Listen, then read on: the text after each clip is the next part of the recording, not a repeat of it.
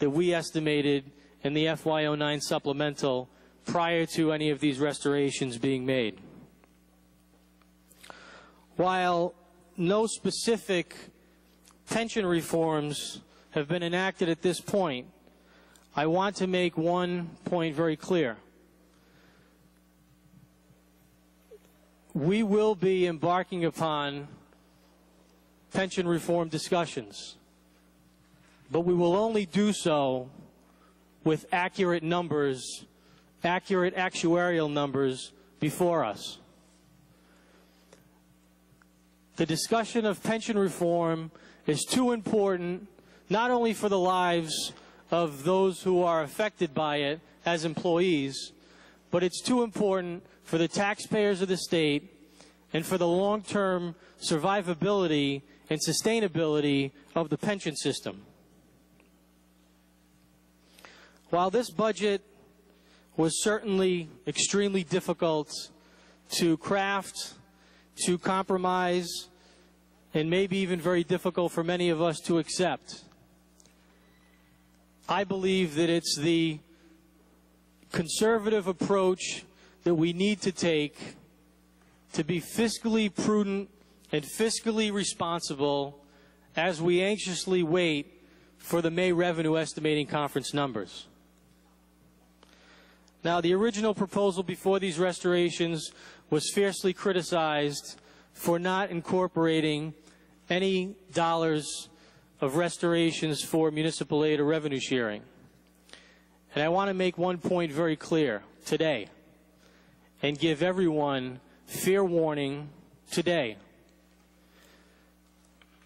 The FY 2010 budget is not expected to be by any means any easier than the budget we're about to vote on in a few moments.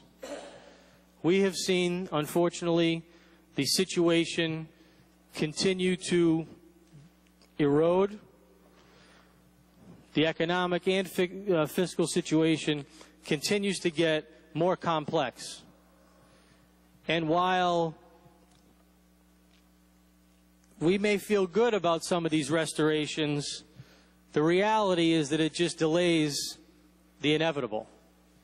And the inevitable are extremely difficult decisions that lie ahead for us to make within the next 60 to 90 days. I want to publicly compliment and commend the members of this body, many of which I and many of which the leadership had the opportunity to speak to, that stood ready to support a budget without these restorations. And it's important for the people of the state of Rhode Island to understand and to know that that is a sign that this body was prepared to do, while very difficult, was prepared to do what is fiscally responsible and fiscally prudent in the worst economic times that we've seen since the Great Depression.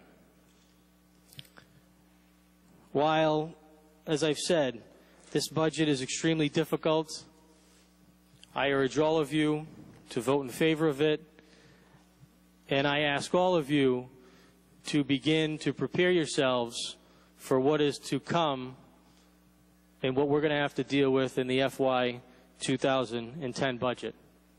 Before I move passage, Madam President, I would like to publicly thank and acknowledge several people. First, I would like to thank the members of the Finance Committee who sat through many hearings and many long hours of testimony.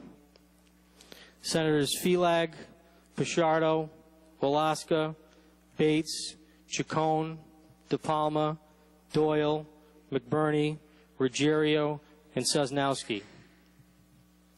I'd also like to thank our fiscal staff, Peter Marino, our fiscal advisor, Kevin Madigan, Sandra Berube, Lori Brayton, Bob Bromley, Meredith Pickering, Steve Whitney, Kelly Carpenter, and Linda George.